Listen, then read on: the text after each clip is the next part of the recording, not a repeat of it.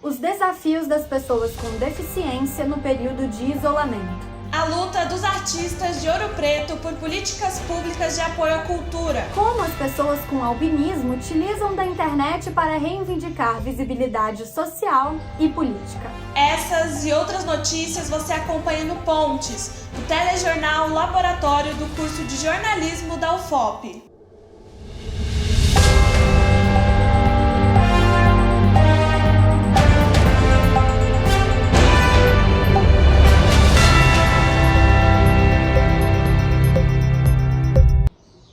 As políticas de permanência no ensino superior ajudam muitos alunos a concluir seus cursos. Porém, os cortes na educação e a pandemia da Covid-19 trouxeram novos desafios para esses estudantes. Dados do Instituto Nacional de Estudos e Pesquisas Educacionais Anísio Teixeira apontam que houve uma redução de 40% no número de inscritos do SISU em 2020, em relação à mesma etapa de 2019, antes da pandemia. Este fato exibe a diminuição do ingresso de alunos nas universidades. Os principais motivos que aumentaram a inadimplência de estudantes no ensino superior foram a pandemia de Covid-19, as questões econômicas e a não adaptação ao ensino remoto. Infelizmente, o cenário nacional é muito ruim, né, de recursos para as universidades, para o penais. A gente não tem perspectiva de ampliação dos recursos, ao contrário, a sinalização para o próximo ano é de redução. E no nível macro, o que a universidade tem feito é dialogar com as associações, né? No dia 7 de outubro, estudantes quilombolas e indígenas se reuniram em frente ao MEC, em Brasília, para reivindicar direitos em meio aos desmontes na Bolsa Permanência. Dados do Ministério da Educação comprovam que em 2018, 22 mil alunos eram contemplados pela Bolsa Permanência. Já em 2021, o número caiu para 10 mil. Você chega dentro da universidade que você vai almejar por tentar buscar melhoria, ainda você sofre com essa questão de se manter, de se permanecer dentro da universidade. Juliana Cru é estudante de fisioterapia e vive em Helvécia, comunidade quilombola no extremo sul da Bahia. Ela ressalta a importância das políticas de permanência em sua comunidade, em que os estudantes saem de um ambiente quase rural para grandes centros urbanos. Quando vem as ações afirmativas da universidade, ela garante que você vai estar naquele lugar e não vai passar tanta necessidade. O dinheiro não supre tudo, mas ele pode ser uma base para que você se estruture dentro daquele local. As políticas de permanência fazem parte das ações afirmativas que são direcionadas a pessoas que sofrem com desigualdade racial, de gênero e socioeconômica. As medidas possibilitam o acesso desses cidadãos à saúde, ao reconhecimento e à educação. Gabriel Nascimento é do Comitê de Acompanhamento à Política de Cotas da Universidade Federal do Sul da Bahia e relata que os estudantes que entraram na universidade por meio da política de cotas são os que mais enfrentam dificuldades na permanência. E esses estudantes que entraram pelas cotas, não por acaso, coincidentemente ou não, e aqui há ironia quando eu falo isso, são aqueles que não têm um computador como aparelho portátil nas casas, e mais do que isso, não tem acesso a uma internet minimamente de qualidade, para não chamar de banda larga, né? A gente tem, na verdade, uma grande pressão para retorno, nós assistimos isso, né? Estudantes negros com essa grande pressão para retorno, mas sem nenhuma disponibilidade de atenção ali, né? Às suas casas ou às suas coisas. A luta de muitos estudantes para permanecer na universidade revela o sucateamento da educação e o enfrentamento a problemas estruturais já presentes na sociedade. Quando é nos tirada a Bolsa Permanência, o que se faz entender é que algo que foi conquistado com tanta luta, com tanta garra, com tanto sangue derramado, está sendo tirado como se não fosse nada. E para a gente significa muita coisa. Em 2021, a Universidade Federal de Ouro Preto realizou o Encontro dos Saberes de forma 100% virtual. A 13ª edição do evento aconteceu do dia 29 de novembro a 3 de dezembro. O encontro busca integrar as áreas de ensino, pesquisa, extensão e internacionalização, divulgando várias ações da universidade. O tema da edição foi a Agenda 2030, plano de ação com 17 objetivos para o desenvolvimento sustentável e que busca fortalecer a paz universal. As pessoas com deficiência enfrentam novos desafios durante a pandemia. Muitas vezes não conseguem o suporte adequado para o desenvolvimento de suas potencialidades. Conviver e sobreviver ao vírus foi um desafio maior para uma parcela da população, as pessoas com deficiência. Além de terem suas rotinas bruscamente alteradas, elas tiveram que lidar com mudanças no ensino, no acompanhamento médico e na perda de familiares e amigos. Muitos não entendem o que está acontecendo. Esse é o caso de Camila, que tem deficiência intelectual. Sua irmã adotiva, Vilma de Fátima Pereira, conta que Camila é uma pessoa muito extrovertida e que gosta de lugares com muita gente para conversar. O distanciamento social nos últimos anos foi um fator de grande estresse para ela. Ela foi ficando muito ansiosa, nervosa. Então, eu peguei e resolvi e levei ela no psiquiatra. Coisa que ela nunca tomou foi medicação. Ela nunca tomou nenhum medicamento, agora está tomando medicamentos controlados para ansiedade, para dormir, que ela também não estava dormindo. As mudanças na rotina foram uma das principais dificuldades de todos na pandemia, mas principalmente das pessoas com deficiência. Aldima Celestino é professora em uma escola que atende crianças com deficiência de 6 a 14 anos. Ela comenta que uma das suas alunas, uma menina com espectro autista, sentiu muita falta da natação. Com a pandemia acabou tudo. E a mãe ficou meio preocupada porque o que acalma é a água. Então a mãe me falou que teve vezes dela sair andando de carro aqui em Caeté para procurar alguma água, alguma coisa que aquela menina pudesse entrar para se acalmar. Carlos Henrique é técnico de rede e tem deficiência física. Ele passou por limitações diferentes. O jovem, que é muito ativo, teve que desacelerar a rotina. Eu saía de casa por volta, de 6 horas da manhã, fazia projeto social até meio-dia, de meio-dia à tarde, da parte da tarde, eu ia para a empresa, da empresa eu chegava por volta de 6h30, 7 horas, ia para a igreja, e isso afetou muito o meu emocional, que afetou também o meu físico. Aí eu procuro fazer mais em casa, eu mesmo. Nos últimos meses, muitas atividades voltaram a funcionar de forma presencial, porém esse retorno também trouxe novas dificuldades. Aldima conta que seus alunos sentem falta do recreio mais livre, sem a necessidade do distanciamento. Outra dificuldade é lidar com todas as normas de segurança. A máscara está sendo uma dificuldade danada, né? Muitos sabem que tem que usar máscara, porque senão pode pegar Covid. Mas tem uns que não associam muito as coisas, então não tem esse entendimento. O governo federal tomou algumas medidas durante a pandemia para auxiliar portadores de deficiência e cuidadores. Dentre elas, a publicação de uma cartilha que fala sobre a Covid-19 e os cuidados necessários. O documento discute a acessibilidade digital e traz orientações, pesquisas e materiais pedagógicos. Mas como podemos ver, a preocupação com o vírus é apenas um dos muitos desafios que essa população precisa enfrentar diariamente. A Universidade Federal de Ouro Preto aprovou o plano de contingência para a retomada das atividades presenciais. O Conselho Universitário ampliou a volta das atividades de 50% para 100% em reunião no dia 23. Os servidores vão voltar ao trabalho presencial gradualmente. Profissionais e estudantes com comorbidade devem continuar com suas atividades de forma remota. O plano de contingência segue as medidas de segurança contra o vírus da Covid-19, como o uso obrigatório de máscaras e distanciamento. A exigência do passaporte de vacina também foi aprovada. Alunos, servidores e colaboradores vão ter que comprovar que finalizaram o ciclo de imunização. No próximo bloco, você vai ver como a escrita pode ser uma ferramenta terapêutica. Classe artística de Ouro Preto precisou de mais apoio público nos últimos anos.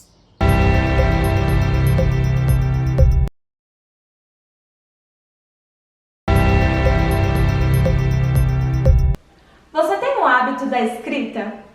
Com a tecnologia tão avançada, o costume de pegar papel e lápis diminuiu bastante. Porém, o ato de escrever pode ser transformador.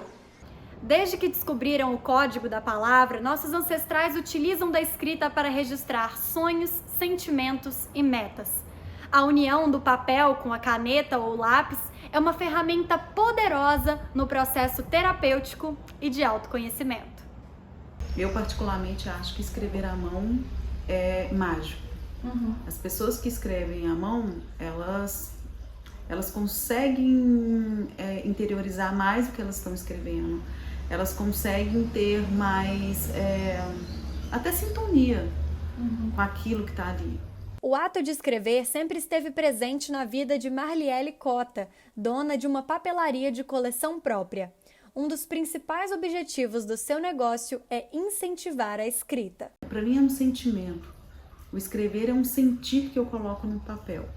O médico Vinícius Maia aposta na medicina integrativa para o tratamento de seus pacientes. Ele usa a escrita como uma das ferramentas de cura. A escrita é uma das formas que a gente tem de trazer o paciente de volta a essa autorresponsabilidade, esse protagonismo nesse caminho de cura. Escrever e se planejar no papel também foi essencial no controle da ansiedade de Marliele.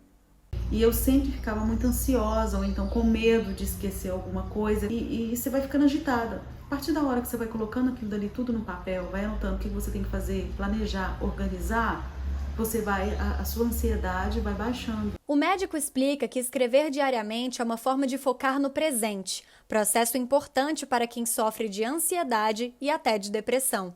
Além disso, ele defende que escrever sobre o passado também pode contribuir para o processo de cura. Escrever sobre o passado, se for para um objetivo curativo, é maravilhoso, porque você tira isso do seu coração, é como se você se esvaziasse daquela dor. Andréa Donadon é poeta, cronista e membro do movimento aldravista fundado na cidade de Mariana, Minas Gerais. Ela reforça a importância da leitura para o processo de escrever. Leitura e escrita são irmãs siamesas. Uma não existe sem a outra, né? Para você produzir, para você escrever, você tem que estar de alma cheia, né? Alma vazia, a gente não faz poesia. Existem junto da fonte, crescidas à luz do luar, duas árvores de fronte da janela do teu lar. O coqueiro e o cinamomo nasceram no mesmo chão, de noite são tristes como quem morre do coração. A fonte dorida chora por entre seixos de luar, quando se fecham, senhora, as janelas do teu lar. Eu queria que você falasse comigo 3 palavras do que simboliza a escrita para você. Em 3 palavras: curativa, mágica e memórias. Através da escrita, a gente pode deixar o nosso sentimento, a nossa poesia acontecer. Se a vida está um pouco sem graça, experimente escrever. Isso vai temperar com certeza a sua vida. Minas Gerais diminuiu o intervalo para a dose de reforço da vacina contra a Covid. Vamos conferir mais informações com o repórter Cleverton Monteiro. Oi, Cleverton. Olá para vocês aí no estúdio. O governo do estado anunciou no dia 12 de novembro que o prazo entre a segunda e a terceira dose diminuiu de 6 para 5 meses. O secretário de Saúde de Minas, Fávio Bacaretti, disse que a medida foi tomada principalmente por causa dos idosos, que mais precisam do reforço. É esperado que todo público prioritário tenha recebido essa terceira dose até o começo de 2022. Já estamos falando da terceira dose, mas como foi a cobertura da segunda dose da vacina, Cleverton? Infelizmente, muitas pessoas ainda não tomaram a segunda dose. No vacinômetro divulgado pelo estado, a cobertura da segunda dose é de pouco mais de 75%, enquanto da primeira é de 90%. O secretário Fávio Bacaretti ressaltou na coletiva a importância que as pessoas tomem a segunda dose e completem o seu ciclo de vacinação. De volta ao estúdio, é com vocês, Mariana e Carolina. Peças teatrais, shows, apresentações de dança, feiras de artesanato. A cidade de Ouro Preto respira cultura diariamente. Mas, para que o setor continue produzindo, ações diretas da sociedade civil e do poder público são necessárias. A Laura é professora de sapateado e artista de rua. Durante a pandemia do Covid-19, a estudante participou de editais oferecidos pela Prefeitura de Ouro Preto. Ela conta que os recursos foram essenciais para ela sobreviver nesse período. E eu consegui esse auxílio, que eram R$300 e uma cesta básica por 3 meses. Então, ajudou muito, né, nesse período de pandemia. Não tá dando para sapatear na rua. Nós, assim que conseguimos um auxílio, nós podemos comprar, então nós podemos ajudar um mercadinho perto da nossa casa e, né, então vai circulando a ajuda. Além dos auxílios emergenciais, como o Auxílio Procultura em Ouro Preto, editais de cultura também buscaram atender a classe na pandemia. O FUNCULT, Fundo Municipal de Cultura de Ouro Preto, totalizou R$300 mil de recursos em 2021. Ele contempla 30 projetos de artistas, produtores e trabalhadores da cultura da cidade. Porém, foi necessário muita luta para a implementação dessas iniciativas. O Ricardo Campolim é produtor cultural. Ele relata que alguns artistas da cidade criaram, em 2012, o Fórum Livre de Cultura, uma forma de cobrar a realização de planos de ações e editais culturais. É uma organização orgânica, espontânea, movimento espontâneo, não institucionalizado, mas através do qual a gente vem conseguindo aí alguns avanços, né, no mínimo de sensibilização, de mobilização da classe artística local. O professor Antônio Carlos afirma que essa união da classe artística é essencial. Ele também defende que o governo não é o único responsável pela defesa da cultura e que a sociedade civil também tem um papel importante. O governo é quem tem, de fato, poder de escolher o que fazer, como fazer, quanto gastar em cada um. Mas esse governo, ele não atua fechado no seu gabinete, né? Fora do governo está ali a sociedade civil organizada pressionando o governo, né? Troca de gestão, o desmonte nacional do Ministério da Cultura e também a pandemia prejudicam a execução de políticas públicas culturais, como, por exemplo, a implantação de um sistema municipal de cultura. Seria uma legislação no qual obrigaria o município a executar todos esses elementos que são previstos. Alguns a gente já possui, como falei, já tem um fundo de cultura, a gente tem um conselho de cultura, política cultural, a gente já realiza as conferências.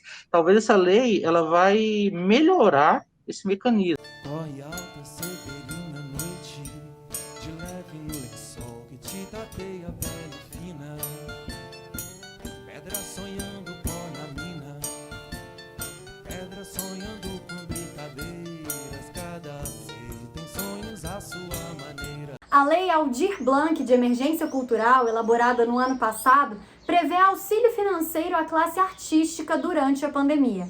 Um dos projetos apoiados é o Festival Cultura da Paz. No dia 25 de novembro, a Secult, Secretaria de Estado de Cultura e Turismo de Minas Gerais, lançou uma série com 223 vídeos em seu canal do YouTube. As produções foram feitas com apoio de editais da Lei Aldir Blanc. Os vídeos vão estar disponíveis até o dia 31 de dezembro e os conteúdos variam entre curta-metragens, lives, clipes, entre outros. Os trabalhos foram divididos em 6 eixos temáticos. Destaque para o eixo Afro-Mineiridade, que mostra manifestações culturais e artísticas de Minas Gerais relacionadas à cultura afro-brasileira. No próximo bloco você vai ver: pessoas com albinismo usam a internet para ampliar sua representatividade.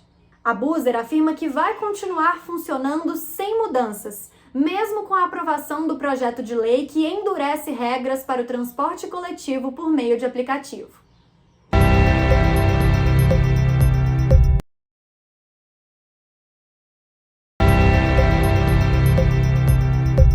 Ano que vem acontece o Censo Demográfico 2022. E ele chega com uma polêmica. O Ministério Público Federal instaurou um inquérito para investigar possíveis irregularidades na pesquisa. Quem vai nos contar mais a respeito é a nossa repórter Thaís Santos. Olá, Thaís. Olá, Mariana.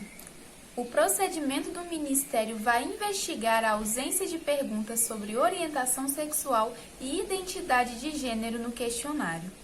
O IBGE soltou uma nota afirmando que nunca incluiu perguntas sobre o tema por ser um tópico sensível. Thaís, quais foram os argumentos utilizados pelo Ministério Público para justificar a presença desse tema no questionário?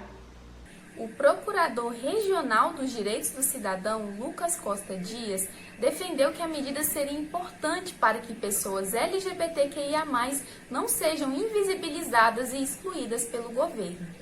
O censo é uma ferramenta importante para definir políticas públicas na saúde, educação e outras áreas.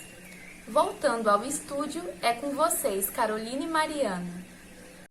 Projeto de lei que endurece regras para empresas de transporte por aplicativo continua rendendo controvérsias.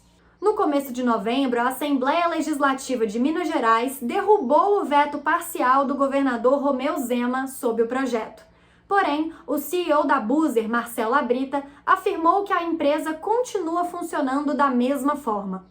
Em uma entrevista para a Rádio Super 91.7, Abrita afirmou que a decisão da Assembleia é um retrocesso e que não representa a vontade da população. Pessoas com albinismo reivindicam seu lugar de fala na internet. No Brasil, esse grupo ainda sofre com invisibilidade social. O albinismo é uma mutação genética que ocasiona na falta total ou parcial da melanina.